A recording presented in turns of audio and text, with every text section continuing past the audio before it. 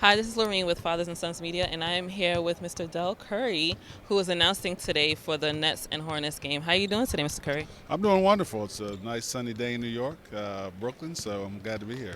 You're lucky that you're here on a sunny day, because last Sunday wasn't exactly the same temperature outside. So we're halfway through Black History Month, about 2 weeks left. So talk about what Black History Month has meant to you as a young man growing up and how you've instilled some of those traditions onto your family.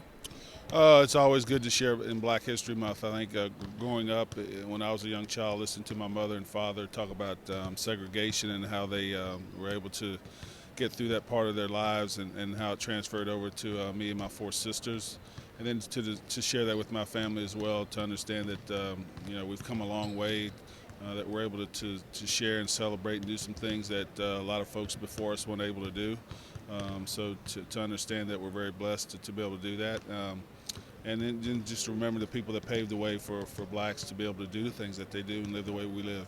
How important do you think Black History Month is in today's current time versus, let's say, when your sons were younger? It's always been important, but lately, over the past couple of years, with different events that have been going on that are a little bit more publicized, how important do you think celebrating our culture is now versus it was a few years ago? It's real important. I think with today's youth, they have so much to do and so many things on their mind.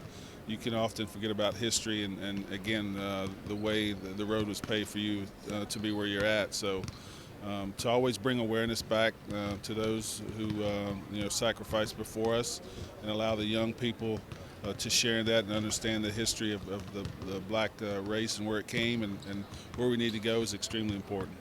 So one thing that is really, really admired by that many people admire about your son and his wife Aisha and his daughters is just the whole sense of family, how they're very faith-based and just seem like a very good, wholesome family. And then obviously it seems like it's a mirror image of you and your wife. So talk about what did you teach your boys and your daughter growing up on how to just be a family unit, especially since you were a professional player yourself and you managed to kind of keep the family unit together. So, and he's doing the same thing successfully. So what did you teach him, and what are some things that you told him to kind of look out for or anything like that to make sure that his family unit stays intact? Well, faith has always been the basis of our family. I think it keeps us humble. It makes us appreciate the things around us and the things that we're able to celebrate as a family and do. And Aisha comes from the same background. They actually met in a youth group at church, so her family is faith-based as well. So it makes it easy for both families to share experiences and to raise. She was raised the same way that my sons were raised, so it's very easy for us to hang out. But again, I think being faith-based keeps you humble.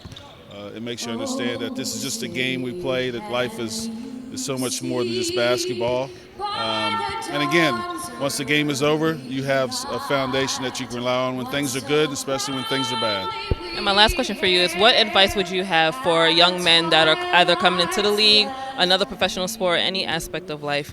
How would you let them, what advice would you give them to kind of keep their faith foremost in their walk? Look back at the history of the game. Again, find a mentor, get in a faith-based group. I know before every game you have chapel. There's somebody on your team that can lead you and guide you in that way. And it really helps because the NBA there's going to be peaks and valleys. You have to try to find a way to stay even keel, kind of level. And if you have a strong faith, you're able to understand that, again, life is just a game. You're going to have ups and downs, but the way you live your life off the floor could be just as important as how you play on the basketball court. Thank you so much for your time. I really appreciate it, and enjoy the game today. Thank you. Thanks for having me.